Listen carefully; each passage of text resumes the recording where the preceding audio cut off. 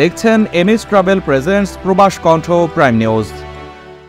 গত বুধবার জালান্তুন রাজাকের এক নারীসহ 4 চীনা নাগরিককে গ্রেপ্তার করে মালয়েশিয়া পুলিশ একটি পর্নোগ্রাফিক ওয়েবসাইট সিন্ডিকেটকে ফাঁস করেছে।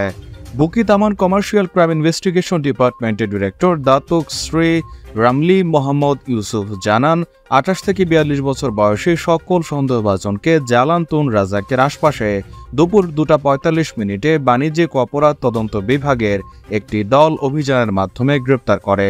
একটি প্রতারণামূলক অনলাইন কল সেন্টারের কার্যকলাপ সম্পর্কে তথ্য পাওয়ার পর অভিযান চালানো হয় পুলিশের পক্ষ থেকে। তবে সেখানে গিয়ে তাদের কার্যকলাপ দেখে রীতিমতো স্তব্ধ হয়ে যান অভিযানকারীরা। তারা বলেন, বিশ্লেষণে দেখা গেছে এই নতুন সক্রিয় সিন্ডিকেটটি প্রচারণামূলক কার্যক্রম পরিচালনা করছে পর্নোগ্রাফির ক্ষেত্রে। পর্নোগ্রাফিক ওয়েবসাইটগুলোর মালিকানা এবং বিপণন পরিচালনা করছে মালয়েশিয়াতে বসেই।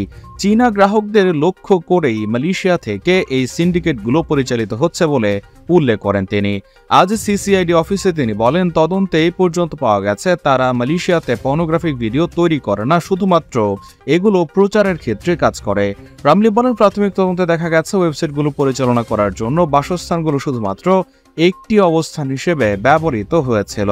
Polis menupaskan sindiket laman web lucah yang beroperasi di kediaman elit sekitar Kuala Lumpur dan menahan 4 individu warga Cina termasuk seorang wanita pada Rabu lalu. Pengarah Jabatan Siasatan Jenayah Komersil Bukit Aman, Datuk Seri Ramli Mohammad Yusof berkata, semua suspek berusia 28 hingga 42 tahun ditahan menerusi operasi khas pasukan pegawai dan anggota Jabatan Siasatan Jenayah Komersil di 2 kediaman sekitar Jalan Tun Razak pada pukul 2.45 petang. Malaysia প্রবাসীদের জন্য প্রতিদিন দারুণ সব অফারে বিমান ticket দিচ্ছে MH global travels. Dhaka, Kuala Lumpur, Dhaka সহ বিশ্বের যে কোনো গন্তব্যে সুলভ মূল্যে আপনার টিকিটটি পেতে আজই চলে আসুন কেএল মোনোরেল সেন্ট্রাল এর পাশে এনিউ সেন্টার বিল্ডিং এর অপোজিটে, অথবা কল করুন স্ক্রিনে দেওয়া নম্বরে। আমাদের কাছে কল করুন, ঘরে বসে টিকিট কাটুন। এ সময় পুলিশ ডিরেক্টর আরও জানান, পুলিশ 6টি ল্যাপটপ, 18টি মোবাইল ফোন, 4টি পাসপোর্ট, ইন্টারনেটের সরঞ্জাম, নগদ ৩,৯০১ রিঙ্গিত জব্দ করেছে।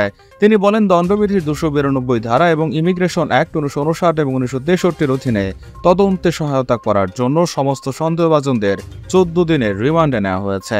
রামলি বলেছেন, পুলিশ একটি সোশ্যাল সাইটে একটি ভিডিও রেকর্ডিং শনাক্ত করেছে যেখানে একটি আন্তর্জাতিক ফোরামে এক প্রভাবশালী ব্যক্তিত্বের সাক্ষাৎকার দেখানো হয়েছে, যেটি কৃত্রিম বুদ্ধিমত্তা ব্যবহার করে পরিবর্তন করা হয়েছে বলে ধারণা করা হচ্ছে। রেকর্ডিংটিতে একটি বিনিয়োগ স্কিমের একটি লিঙ্কও রয়েছে যা নির্ভরযোগ্য এবং ভালো রিটার্ন দেয় বলে দাবি করা হয়েছে। উদ্বেগের বিষয় হলো ভিডিওটি ভুয়া এবং এআই দিয়ে তৈরি করা হয়েছে এবং এই ব্যাপারেও এখন তদন্তে নেমেছে পুলিশ। প্রবাস কণ্ঠ নিউজ ডেস্ক।